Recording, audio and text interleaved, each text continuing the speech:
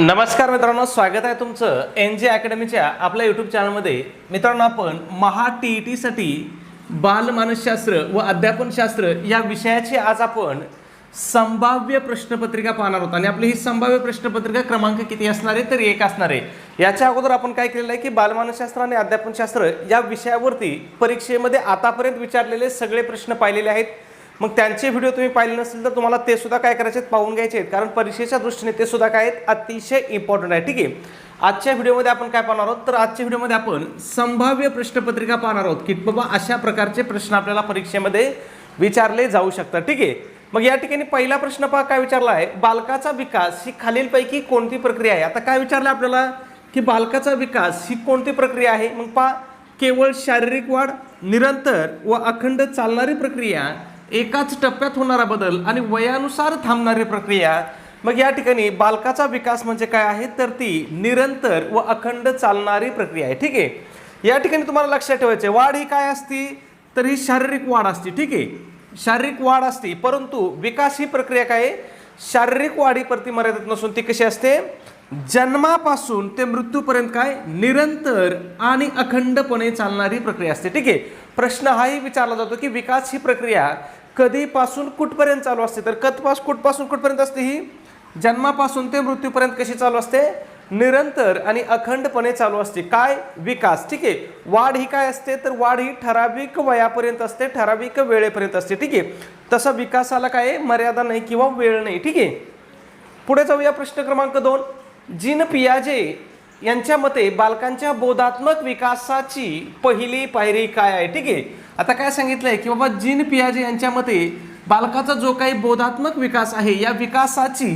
पहिली पायरी काय आहे. मग पहिली पायरी काय आहे त्याच्यामध्ये तर संवेदी कारक अवस्था आहे. ठीक आहे, इथं प्रश्न फिरून आपल्याला असं सुद्धा विचारू शकतात की खालीलपैकी कोणाच्या मते बालकांच्या बोधात्मक विकासाची पहिली पायरी ही संवेदी कारक अवस्था आहे. मग कोणाच्या मते तर जीन पियाजेच्या मते. ठीक आहे, आणि इथं अजून एक प्रश्न विचारला जाऊ शकतो की जीन पियाजे याच्या सिद्धांतानुसार जी विकासाची पहिली पायरी आहे ती म्हणजे संवेदी कारक अवस्था ही कोणत्या वयोगटासाठी असते तर कोणता वयोगट आहे त्यामध्ये 0 ते 2 वर्षाचा जो वयोगट आहे त्याला त्याने काय म्हटलंय, संवेदी कारक अवस्था म्हटलंय. कोणी म्हटलंय, जीन पियाजेने म्हटलंय. ठीक आहे, म्हणजे या दोन्ही गोष्टी तुम्हाला काय करायच्यात, लक्षात ठेवायच्या आहेत.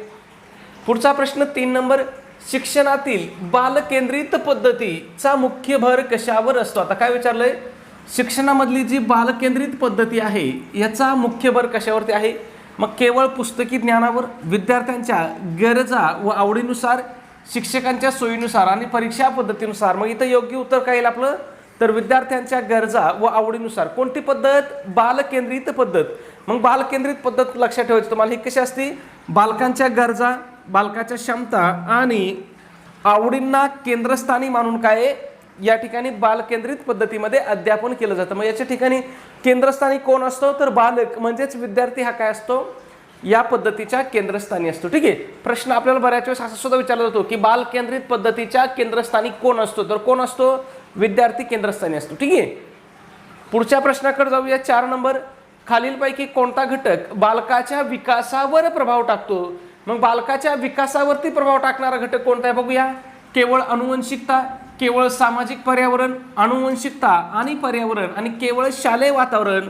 मग बालकाच्या विकासावरती प्रभाव टाकणारा घटक कोणता आहे तर सगळ्यात महत्त्वाचा घटक काय आहे, अनुवंशिकता आहे. आणि त्याच्यानंतर दुसरा महत्त्वाचा घटक कोणता आहे तर तो पर्यावरण आहे. ठीक आहे, मग या ठिकाणी काय म्हटलं जातं पहा, तर विकास हा अनुवंशिकता आणि पर्यावरण यांच्या आंतरक्रियेचं फळ आहे. ठीक आहे, लक्षात ठेवा, परीक्षेमध्ये प्रश्न विचारलेला आहे की विकास हा कोणत्या क्रियेचं किंवा कशाच्या क्रियेचं किंवा कोणत्या आंतरक्रियेचं फळ आहे. मग विकास हे कोणत्या क्रियेचं आंतरक्रियेचं फळ आहे तर हे अनुवंशिकता आणि पर्यावरण या 2 घटकांच्या आंतरक्रियेचं फळ आहे. ठीक आहे, पुढे प्रश्न 5 नंबर, खालीलपैकी अध्ययनाचे नियम कोणी मांडले आहेत. आता काय विचारले आपल्याला या ठिकाणी की अध्ययनाचे नियम कोणी मांडलेले आहेत. मग अध्ययनाचे नियम कोणी मांडलेले आहेत, एडवर्ड थॉर्नडाईकने मांडलेले आहेत.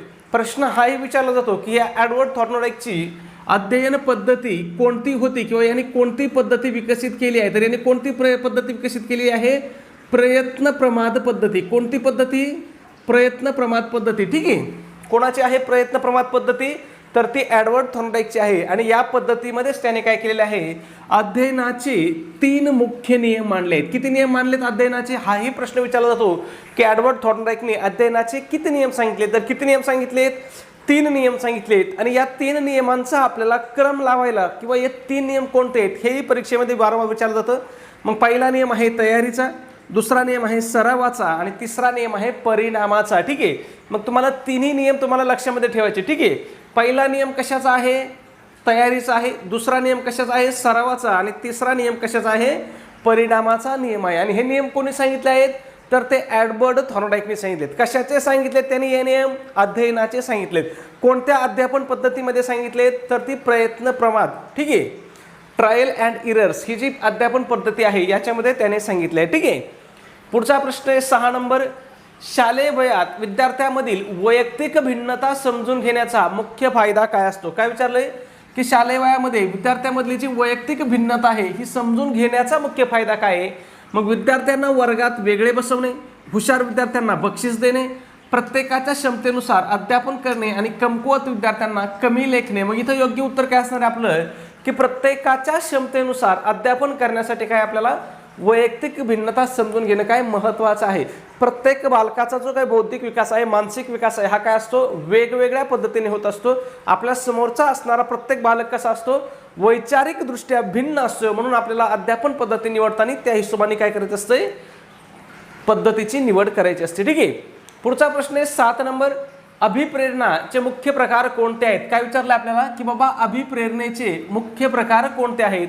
मग बघा, प्राथमिक आणि दुय्यम, सकारात्मक आणि नकारात्मक, औपचारिक आणि अनौपचारिक आणि आंतरिक आणि बाह्य. मग अभिप्रेरणेचे म्हणजे प्रेरणेचेच. ठीक आहे, अभिप्रेरणा काय आणि प्रेरणा काय दोन्ही एकच आहे, परीक्षेत काहीही विचारू शकतात. मग प्रेरणेचे मुख्य प्रकार कोणते आहेत, तर ते आहेत आंतरिक आणि बाह्य. ठीक आहे, म्हणजे आंतरिक प्रेरणा आणि बाह्य प्रेरणा असे प्रेरणेचे काय आहेत, 2 मुख्य प्रकार आहेत. ठीक आहे, पुढे जाऊया. प्रश्न पाहण्याअगोदर मित्रांनो एक छोटीशी पण अतिशय महत्त्वाची अशी सूचना. मित्रांनो, आपण महा TET परीक्षेसाठी अतिशय इम्पॉर्टंट, अतिशय महत्त्वपूर्ण अशी टेस्ट सिरीज या ठिकाणी सुरू केलेली आहे. आपल्या टेस्ट सिरीजचं वैशिष्ट्य म्हणजे ही तुमच्या महा TETच्या संपूर्ण अभ्यासक्रमावरती आधारित अशी आपली टेस्ट सिरीज असणार आहे. मग या टेस्ट सिरीजमध्ये तुम्हाला काय भेटेल, तर तुम्हाला 10 टेस्ट पेपर भेटतील. त्याचबरोबर तुम्हाला आतापर्यंत झालेल्या महा TETच्या सर्व प्रश्नपत्रिका भेटतील. आणि या सर्व प्रश्नपत्रिका तुम्हाला कशा भेटतील, तर तुम्हाला त्या उत्तर सूची सहित भेटतील. म्हणजे तुम्हाला याला त्याला त्यांची उत्तरं विचारण्याची सुद्धा गरज त्या ठिकाणी लागणार नाही. ठीक आहे, त्याचबरोबर या प्रश्नपत्रिकेसोबतच आपण काय करतोय, तुम्हाला फ्रीमध्ये काही अतिशय IMP अशा नोट्स सुद्धा देतोय. मग यामध्ये कोणत्या विषयाच्या नोट्स असतील, मराठी असेल, हिंदी असेल, इंग्रजी असेल, मानसशास्त्र असेल, इतिहास असेल, भूगोल असेल, गणित बुद्धिमत्ता असेल, ह्या सगळ्या विषयाच्या अतिशय इम्पॉर्टंट अशा नोट्स तुम्हाला त्या ठिकाणी दिल्या जातील. ठीक आहे, त्याचबरोबर तुम्हाला माहिती आहे की परीक्षेमध्ये इयत्ता 4थी ते 8वीचे जे काही शालेय पुस्तकं आहेत, या शालेय पुस्तकाचे सुद्धा आपल्याला भरपूर सारे प्रश्न विचारले जातात.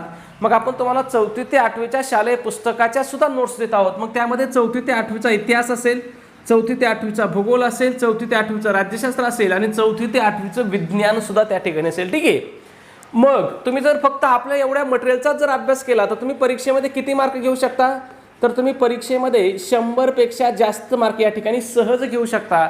आणि एवढे मार्क मिळाले तर तुम्ही चांगल्या प्रयत्नाने परीक्षा काय होत आहे, पहिल्याच प्रयत्नामध्ये उत्तीर्ण होत आहे. ठीक आहे, मग याची किंमत किती आहे मित्रांनो, तर फक्त 200 रुपये किंमत आहे. किती किंमत आहे, फक्त 200 रुपये किंमत आहे. त्याच्यामध्ये सुद्धा विद्यार्थ्याच्या आणि शिक्षक बांधवांच्या मागणीस्तव आपली ऑफर चालू आहे. मग जर तुम्ही ऑफरनुसार जर तुम्ही आज आपली टेस्ट सिरीज घेतली तर ही तुम्हाला फक्त आणि फक्त किती रुपयाला भेटणार आहे, तर ती 139 रुपयाला तुम्हाला ही टेस्ट सिरीज भेटणार आहे. मग हे 139 रुपये कुठं पाठवायचे तुम्हाला, तर त्यासाठी तुम्हाला व्हॉट्सॲपला मेसेज करायचा आहे. व्हॉट्सॲप नंबर आहे आपला 9689141630. या नंबरवरती तुम्हाला मेसेज करायचा आहे की सर आम्हाला स्कॅनर पाठवा किंवा QR कोड पाठवा. आता पैसे स्कॅनरवरती का पाठवायचे, तर स्कॅनरवरती पैसे पाठवणं काय असतं, सोपं असतं, सुरक्षित असतं आणि आपले पैसे चुकून दुसऱ्या व्यक्तीला जाण्याचा धोकाही त्या ठिकाणी काय राहत नाही. म्हणून तुम्हाला स्कॅनरवरती 139 रुपये पाठवायचे. ज्यांना स्कॅनरवरती पैसे पाठवायला अडचण येत असेल तर तुम्ही 9689141630 या नंबरवरती डायरेक्ट फोनपे किंवा गुगल पेने सुद्धा काही पैसे पाठवू शकता, काही अडचण नाही. ठीक आहे, मग या नंबरवरती किंवा स्कॅनरवरती तुम्हाला 139 रुपये पाठवल्यावर काय करायचं आहे, तुम्ही जे पेमेंट केलेलं आहे 139 त्याचा एक स्क्रीनशॉट काढायचा आहे आणि तो स्क्रीनशॉट मला व्हॉट्सॲपवरती काय करायचा आहे, पाठवायचा आहे. आपला व्हॉट्सॲप नंबर कोणता आहे, तर हाच आपला व्हॉट्सॲप नंबर आहे. मग व्हॉट्सॲपवरती तुमचा स्क्रीनशॉट मिळाल्याबरोबर तुम्हाला त्या ठिकाणी संपूर्ण स्टडी मटेरियल काय केलं जाईल, व्हॉट्सॲपवरतीच PDF फाईलच्या स्वरूपामध्ये पाठवून दिलं जाईल. ठीक आहे. पुढच्या प्रश्नाकडे जाऊ. 8 नंबर, मल्टिपल इंटेलिजन्स म्हणजेच बहुविध बुद्धिमत्ताचा सिद्धांत कोणी मांडला. तर इथं काय विचारलं आपल्याला की बाबा बहुविध बुद्धिमत्तेचा सिद्धांत कोणी मांडला असं आपल्याला विचारलंय. मग हा सिद्धांत कोणी मांडलेला आहे, तर हा हॉवर्ड गार्डनरने मांडलेला सिद्धांत आहे. ठीक आहे. पुढचा प्रश्न आपल्याला असा उलटाही विचारला जाऊ शकतो की हॉवर्ड गार्डनर यांनी खालीलपैकी कोणता सिद्धांत मांडला. मग त्यांनी कोणता सिद्धांत मांडलेला आहे, तर त्यांनी बहुविध बुद्धिमत्तेचा सिद्धांत मांडलेला आहे. ठीक आहे. म्हणजे दोन्ही पद्धतीने तुम्हाला लक्षात ठेवायचे, परीक्षेमध्ये प्रश्न तुम्हाला दोन्ही पद्धतीने विचारला जाऊ शकतो. ठीक आहे. पुढचा प्रश्न 9 नंबर काय, समावेशक शिक्षणचा मुख्य उद्देश काय आहे. कशाचा, समावेशक शिक्षणचा मुख्य उद्देश विचारला. मग बघा, फक्त हुशार विद्यार्थ्यांना शिकवणे, सर्व प्रकारच्या विद्यार्थ्यांना एकत्र शिकवण्याची संधी देणे, शारीरिक अपंगत्व असलेल्यासाठी वेगळी शाळा आणि फक्त प्रौढांसाठी शिक्षण देणं. मग इथं योग्य उत्तर काय येईल आपलं, सर्व प्रकारच्या विद्यार्थ्यांना एकत्र शिकण्याची संधी देणे म्हणजेच काय म्हणतो आपण, सर्वसमावेशक शिक्षण म्हणतो. ठीक आहे. पुढे जाऊया. प्रश्न क्रमांक 10 आहे. काय विचारलंय, बालकाचा सर्वात पहिला व महत्त्वाचा सामाजिकरण करणारा घटक कोणता आहे. मग बालकाचा सर्वात पहिला आणि महत्त्वाचा विचारलं. ठीक आहे. मग आता सर्वात पहिला म्हटलं, बघा बरं, बालक जन्मलं की सगळ्यात पहिलं शाळेत जातं का, नाही जात. जन्मलं की सगळ्यात पहिलं ते समाजात जातं का, म्हणजे जाते का बाबा बाहेरच्या परिसरामध्ये, शेजाऱ्या पाजाऱ्याकडे जाते का समाजामध्ये, किंवा मित्र परिवार असतो का त्याला जन्मल्या. तर जन्मल्यानंतर सर्वात पहिलं ते कुठं जातंय, कुटुंबामध्ये असतंय. म्हणून सर्वात पहिला आणि महत्त्वाचा घटक कोणता आहे, तर तो कुटुंब आहे. आणि कशाचा महत्त्वाचा घटक आहे, तर हा सामाजिकरणाचा, म्हणजे बालकाच्या सामाजिकरणाचा महत्त्वाचा घटक आहे, कुटुंब आहे. ठीक आहे. पुढचा प्रश्न 11 नंबर, शैशवावस्था मधील विकासाचा वेग कसा असतो. खूप महत्त्वाचा प्रश्न आहे. ही जी शैशवावस्था आहे ज्यामध्ये बालकाच्या विकासाचा वेग कसा असतो असं विचारलंय. मग बालकाच्या विकासाचा वेग कसा असतो, यामध्ये अत्यंत जलद असतो. कसा असतो, अत्यंत जलद असतो. ठीक आहे. मग जन्मानंतरची जी सुरुवातीची अवस्था असते तिला काय म्हणतात, शैशवावस्था म्हणतात. 0 ते किती वर्ष, 2 वर्षापर्यंत काय संपली जाते, ही शैशवावस्था संपली जाते. हेही परीक्षेमध्ये आपल्याला विचारलं जातं. आणि या अवस्थेमध्ये विकासाचा वेग कसा असतो, तर हा अत्यंत जलद असतो. मग कोणत्या विकासाचा वेग जलद असतो, तर या ठिकाणी शारीरिक विकासाचा पण वेग फास्ट असतो आणि मानसिक विकासाचा वेग सुद्धा काय असतो, खूप जलद असतो, म्हणजे अत्यंत जलद असतो. ठीक आहे. परीक्षेच्या दृष्टीने महत्त्वाचं आहे. पुढचा प्रश्न आहे आपला 12 नंबर, शिक्षकाचे सर्वात महत्त्वाचे कर्तव्य काय आहे. आता बघा, या ठिकाणी आजच्याच पेपरला बातमी आहे की परीक्षे पद्धतीमध्ये काय आहे, पाठांतरापेक्षा काय तुम्ही समजून किंवा उपयोगात्मक प्रश्न सुद्धा आपल्याला पेपरमध्ये विचारले जातात. मग तुम्हाला पाठांतर तर करायचंच आहे मित्रांनो. जे बेसिक गोष्टी आहेत, बेसिक संकल्पना आहेत, त्या तुम्हाला पाठच करायच्या आहेत. परीक्षेला त्याच्याशिवाय पर्याय नाही. जरी पेपरमध्ये आलं असलं, पाठांतरावरचा अभ्यासक्रमावरचा भर कमी करून उपयोगात्मक प्रश्न जास्त विचारणार आहेत, तरी तुम्हाला मी पहिल्यापासून सांगतोय, तुम्हाला 50% प्रश्न हे पाठांतरावरती असतात आणि 50% प्रश्न हे काय असतात, उपयोजनात्मक स्वरूपाचे प्रश्न त्या ठिकाणी विचारले जातात. म्हणजे अशा प्रकारचे प्रश्न असतात. ठीक आहे. या प्रश्नाला आपण काय म्हणतो, उपयोजनात्मक प्रश्न म्हणतो. मग शिक्षकाचे सर्वात महत्त्वाचे कर्तव्य काय आहे असं आपल्याला विचारलं. मग बघा, फक्त अभ्यासक्रम पूर्ण करणे, गृहपाठ देणे, त्याच्यानंतर विद्यार्थ्यांच्या सुप्त गुणांना वाव देणे आणि विद्यार्थ्यावर नियंत्रण ठेवणे. मग आता यापैकी आपल्याला काय करायचं असतं, तर सर्वात योग्य उत्तर निवडायचं असतं. मग इथं सर्वात योग्य उत्तर काय येईल की विद्यार्थ्यांच्या सुप्त गुणांना वाव देणे हे काय शिक्षकाचं सगळ्यात महत्त्वाचं असं कर्तव्य आहे. ठीक आहे. पुढे जाऊया. प्रश्न क्रमांक 13, अध्यापन पद्धती निवडताना शिक्षकाने कशाचा विचार केला पाहिजे. आता काय विचारले बघा, अध्यापन पद्धतीची निवड करताना, आता समजा तुम्ही शिक्षक आहात, मग तुम्ही कोणता विचार करून अध्यापन पद्धतीची निवड करता असं आपल्याला विचारले. ठीक आहे. मग बघा, केवळ स्वतःच्या आवडीनुसार. बघा, तुम्हाला एक गोष्ट सांगतो, ज्या वाक्यामध्ये असा प्रश्न विचारला जाईल ज्याच्यामध्ये फक्त केवळ शब्द असेल, ज्याच्यामध्ये फक्त हा शब्द असेल, हे पर्याय लगेच कट करून टाकायचे. मग इथं केवळ कट होईल, शालेय शिस्तीचा कट होईल, त्याच्यानंतर पहा वेळेच्या उपलब्धतेचा कट होईल. मग इथं योग्य उत्तर काय आहे की विद्यार्थ्यांचं वय आणि मानसिक स्तराचा विचार करून आपण काय केले पाहिजे, अध्यापन पद्धतीची निवड केली पाहिजे. ठीक आहे. म्हणजे हे खूप सोपे प्रश्न आहेत, पण परीक्षेमध्ये आपल्याला विचारले जातात. मग या ठिकाणी अध्यापन पद्धतीची निवड करताना आपण काय बघायचंय, विद्यार्थ्याचं वय बघायचंय, त्याच्यानंतर बौद्धिक पातळी बघायची आणि त्या विद्यार्थ्यांची आकलन क्षमता सुद्धा काय या ठिकाणी बघायची असते, किंवा त्या आधारे आपल्याला काय करायचे असते, अध्यापन पद्धतीची निवड करायची असते. ठीक आहे. पुढचा प्रश्न आहे आपला 14 नंबर. सर्जनशीलता ही संकल्पना कशाशी संबंधित आहे? मग सर्जनशीलता म्हणजे पाठांतर आहे का? बघा तिथं फक्त आलं, तुम्हाला काय सांगितलं तुम्ही, फक्त किंवा केवळ शब्द आला की तो तर पहिला कट करून टाकायचा. इथं फक्त आला, इथं केवळ आलाय, हे दोन्ही पर्याय कट होतील. मग सर्जनशीलता म्हणजे पाठांतर करणे आहे की नवीन व वेगळा विचार करणे आहे? तर या ठिकाणी नवीन व वेगळा विचार करणे आहे. ठीक आहे, म्हणजे पेपर तुम्ही कोणत्या पद्धतीने सोडवताना हेही खूप महत्त्वाचं असतं. ठीक आहे, त्याच्यामुळे तुम्हाला काय करायचं आहे, सराव करायचा आहे. सराव कशाचा करायचा? तर तुम्हाला आतापर्यंत झालेले जे काही प्रश्नपत्रिका आहेत, जे काही PYQ आहेत, यांचा तुम्हाला जास्तीत जास्त सराव करायचा आहे. तुम्ही जर सगळे PYQ सोडवले ना तर तुम्ही परीक्षा सहज पास होऊन जाताल. ठीक आहे, पुढे जाऊया. प्रश्न क्रमांक 15 काय विचारले बघा. लेव वायगोत्स्की यांनी कोणत्या सिद्धांतावर भर दिलाय? कोणी? लेव वायगोत्स्की. नावं थोडं वाचायला काय अवघड आहे, पण आपल्याला त्याच्याशी गरज नाही. लेव वायगोत्स्की यांनी कशावरती भर दिलाय?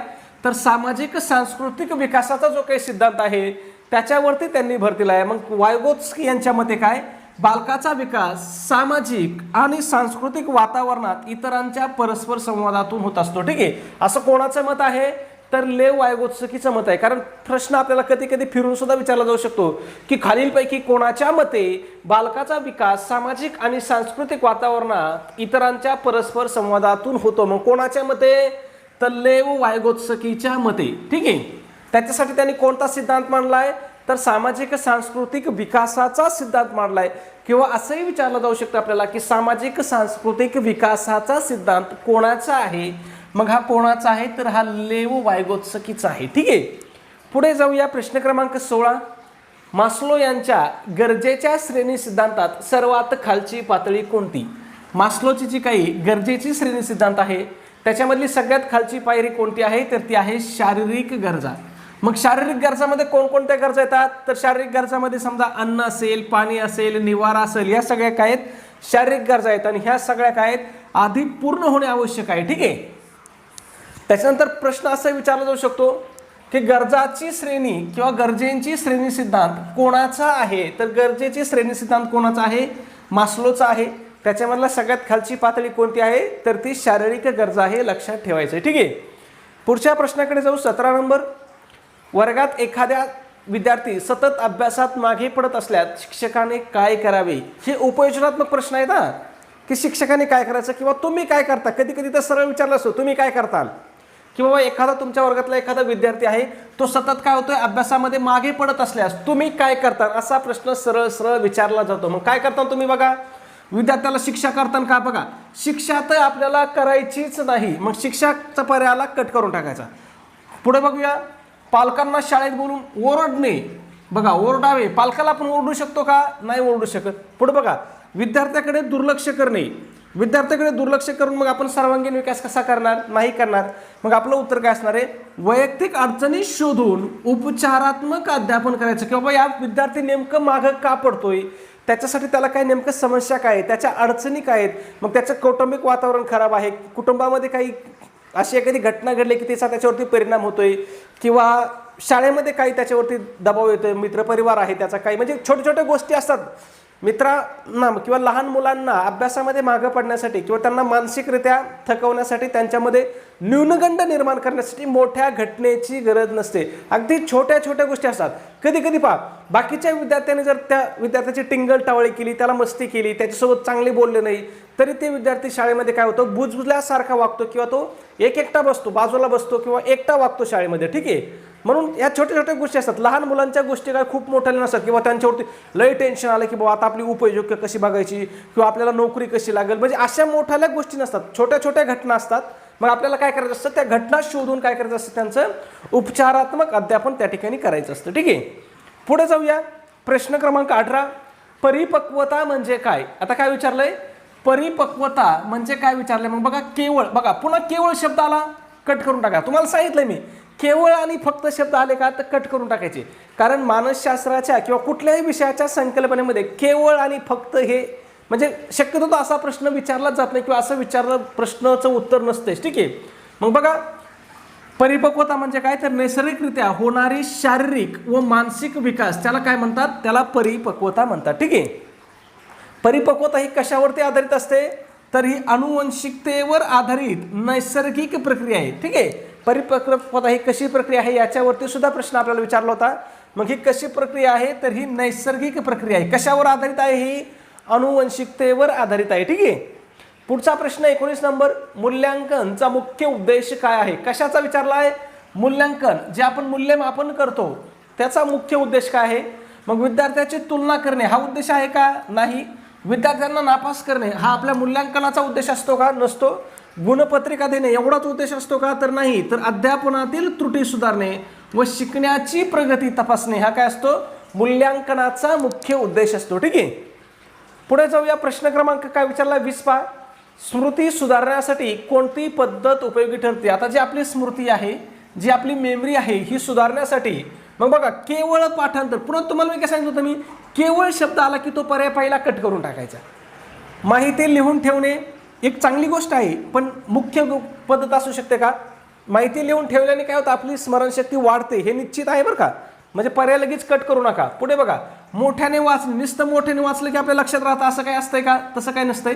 मग इथं योग्य उत्तर काय ना, आपला अर्थ समजून घेणे व त्याचा सराव करणं याने काय आपली स्मृती सुधारू शकते किंवा सुधारण्यासाठी ही महत्त्वाची. म्हणजे तसं लिहून ठेवल्याने पण स्मृती सुधारते, मोठ्याने वाचल्याने सुद्धा काही प्रमाणात फरक पडतो. मनातली मनात वाचल्या वेळेस काय होतं, बऱ्याच वेळेस काय होतं, आपलं मन थोडं भरकटण्याचा धोका असतो. आपलं म्हणण्यापेक्षा लहान मुलाचं मन, कारण मनावरती त्यांचं नियंत्रण नसते म्हणून ते भरकटू शकतात. मग त्यापेक्षा जर थोडं उलचक मोठ्याने वाचलं तर त्यांच्या लक्षात लवकर राहतं, लिहून ठेवल्याने सुद्धा लवकर लक्षात राहतं.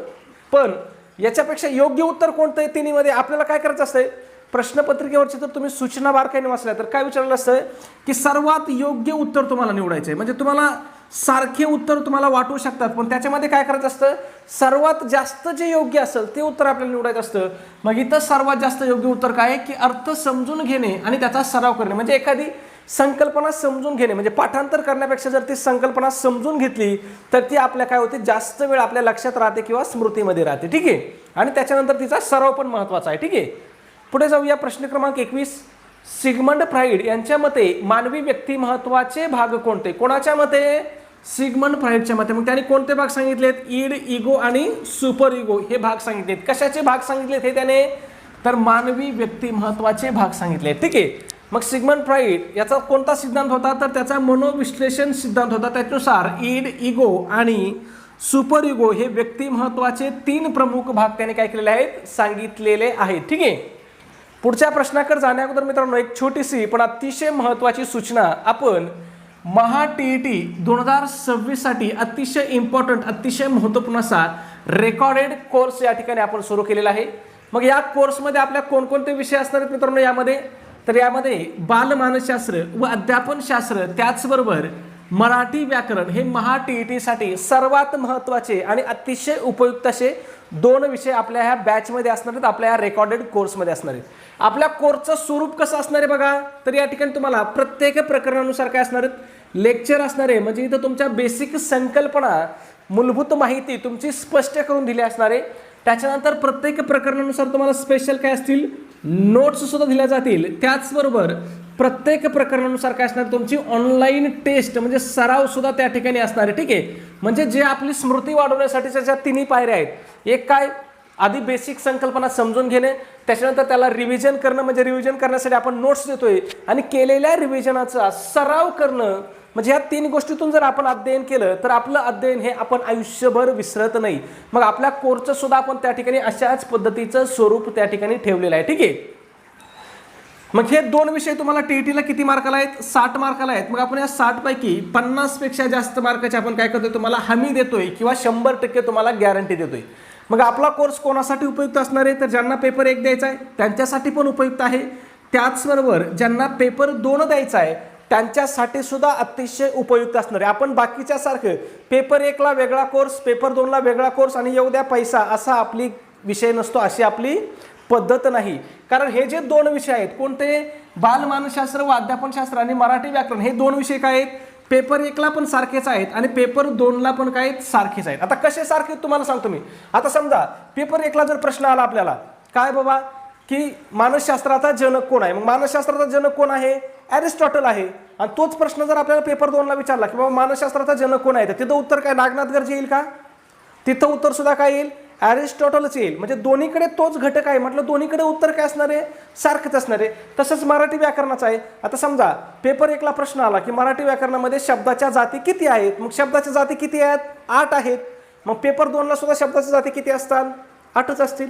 पेपर 1ला जे प्रयोग आहेत तेच पेपर 2ला प्रयोग असतील, पेपर 1ला जे अलंकार आहेत तेच पेपर 2ला अलंकार असतील, म्हणजे त्याच्यामध्ये काहीही बदल नसतो मित्रांनो. हे तुम्ही लक्षात घ्या, समजून घ्या, ठीक आहे. बाकीच्या सारखं तुम्हाला आपण येड्यात काढण्याचा प्रयत्न करत नाही, ठीक आहे. मग तुमची दोन्ही विषयाची 100% या ठिकाणी तयारी होईल. तुम्हाला जर वाटत नसेल ना तर तुम्ही एकदा ॲप्लिकेशन डाउनलोड करा, त्याच्यामध्ये डेमो व्हिडिओ दिलेला आहे. तुम्हाला डेमो व्हिडिओ आहे, डेमो नोट्स आहे, डेमो टेस्ट सिरीज आहे. तुम्ही एकदा बघा, ॲप्लिकेशन फक्त डाउनलोड करा आणि बघा. फ्रीमध्ये काही व्हिडिओ दिलेले आहेत, ते 1-2 व्हिडिओ बघा आणि तुम्हाला जर आवडला तरच आपला कोर्स घ्या, आवडला तरच घ्या, नाही आवडला तर घेऊ नका, विषय सोडून द्या, ठीक आहे. मग याची किंमत किती आहे तर 1000 रुपये किंमत आहे. त्याच्यामध्ये सुद्धा आपली स्पेशल ऑफर आहे. मग स्पेशल ऑफरनुसार जर तुम्ही आज आपला कोर्स घेतला तर हा किती रुपयाला भेटणार आहे तुम्हाला, फक्त आणि फक्त 499 रुपयाला भेटणार आहे. किती रुपयाला भेटणार आहे, 499 रुपये. आणि त्याच्यामध्ये GST वगैरे इतर घटक मिळून 24 रुपये असे तुम्हाला ॲप्लिकेशनमध्ये किती रुपये पे करावं लागतात, 523 रुपयाचं तुम्हाला ॲप्लिकेशनमध्ये पेमेंट करावं लागते, ठीक आहे. मग हे आपल्या ॲप्लिकेशनचं नाव काय आहे तर आपल्या ॲप्लिकेशनचं नाव आहे NG क्लासेस. काय नाव आहे ॲप्लिकेशनचं, NG क्लासेस नावाने आपलं ॲप्लिकेशन आहे.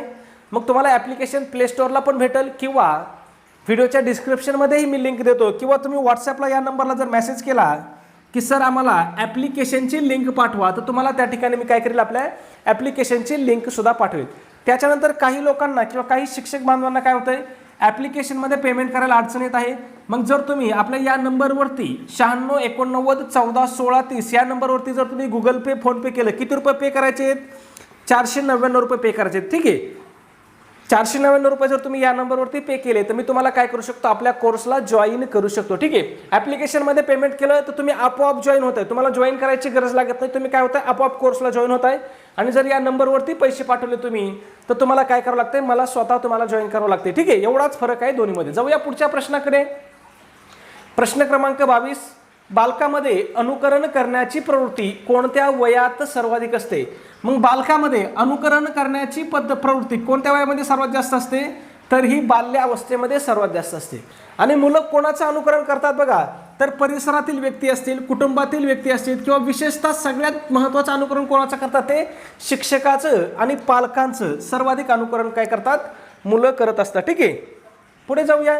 प्रश्न क्रमांक 23, जॉन लॉक यांच्या मते बालकाचे मन सुरुवातीला कसे असते. मग जॉन लॉक याच्या मते बालकाचे मन सुरुवातीला कसा असतो तर हा कोरा कागद असतो. या कोऱ्या कागदालाच त्यांनी एक संज्ञा दिली, कोणती, टॅबुला रासा. मग प्रश्न विचारला जातो की टॅबुला रासा ही संज्ञा कोणाची आहे, तर ही कोणाची आहे, जॉन लॉकची आहे. टॅबुला रासा याचाच अर्थ काय होतो तर कोरा कागद होतो. हा अर्थ सुद्धा आपल्याला परीक्षेमध्ये विचारलेला आहे, ठीक आहे. पुढे जाऊया. 24 नंबर, वर्गात लोकशाही वातावरण असण्याचे महत्त्व काय आहे. कोणतं वातावरण असल्याचं, लोकशाही वातावरण असल्याचं महत्त्व काय, तर मग विद्यार्थ्यांमध्ये मुक्त संवाद आणि विचारांची देवाणघेवाण होणे म्हणजेच काय, लोकशाही पद्धतीचं वातावरण असणे होय, ठीक आहे. पुढे बघूया. प्रश्न क्रमांक 25, अध्ययन अक्षमता असलेल्या विद्यार्थ्याला आपण काय म्हणतो. बघा, हे असे प्रश्न आपल्याला गुगली असतात, हे आपले चुकण्याची शक्यता जास्त असते. का तर त्यांनी काय विचारलंय की अध्ययन अक्षमता विचारलंय आणि पहिला पर्याय काय दिला आपल्याला, मंदबुद्धी दिलाय. मग आपल्याला लगेच मंदबुद्धी वाटतं. पण अध्ययन अक्षमता म्हणजे काय तर बौद्धिकदृष्ट्या सक्षम पण अध्ययनात विशिष्ट अडचणी असलेला बालक, म्हणजे त्याला आपण काय म्हणतो, अध्ययन अक्षमता म्हणतो. मंदबुद्धी आपण कोणाला म्हणतो तर ज्याचा IQ 70 पेक्षा कमी आहे त्याला आपण काय म्हणतो, मंदबुद्धी म्हणतो. हा फरक दोन्ही मधला लक्षात ठेवायचा, ठीक आहे. मग अध्ययन अक्षमता असलेल्या बालकांच्या मध्ये काय, बालकाची बुद्धिमत्ता कशी असते, सामान्य असते किंवा उच्च असू शकते, परंतु त्याला विशिष्ट कौशल्य, उदाहरणार्थ काय, वाचन लेखन शिकण्यात काय अडचणी येऊ शकतात, ठीक आहे. हा फरक आहे दोन्ही मधला, महत्त्वाचा फरक आहे, लक्षात ठेवा. पुढचा प्रश्न आपला 26 नंबर, बालकाचा सर्वात पहिला व महत्त्वाचा सामाजिकरण करणारा घटक कोणता आहे. मग शाळा आहे, कुटुंब आहे, समाज आहे किंवा मित्रपरिवार आहे. या प्रश्नाचं उत्तर तुम्हाला काय करायचं आहे, कमेंटमध्ये सांगायचं आहे. त्याचबरोबर चॅनलला सबस्क्राईब केलं नसेल तर सबस्क्राईब करा. व्हिडिओ आवडला असेल तर प्लीज एक लाईक करा आणि आपला व्हिडिओ तुम्हाला कसा वाटतो हे कमेंटमध्ये सांगा. त्याचबरोबर आपला व्हिडिओ तुमच्याकडे असणाऱ्या शैक्षणिक ग्रुपला, तुमच्या मित्रपरिवाराला नक्की शेअर करा. धन्यवाद मित्रांनो.